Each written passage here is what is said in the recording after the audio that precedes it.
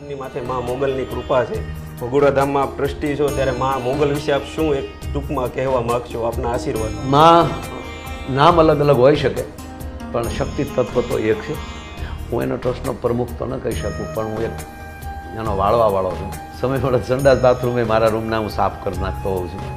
એ મને આનંદ છે કે આવું એક તીર્થ ક્ષેત્ર. અને ત્રીજી વાત, શક્તિ તત્વ ભારત વર્ષનું એ છે કે જ્યાં મેડિકલ પૂરું થઈ જાય, સાયન્સ પૂરું થઈ જાય, બુદ્ધિ પૂરી થઈ જાય, અને પછી જે કાર્ય ચાલતું થતું હોય એમાં મોગલ કરતી હોય છે.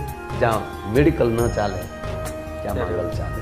આ માધ્યમથી જાહેર જનતાને કહું કે ભગોડા ખાસ પધારજો, પણ ખાસ આદર્શ બનીને અને કૃપા લેવા માટે, નહીં કે એન્ટ્રી કરવા.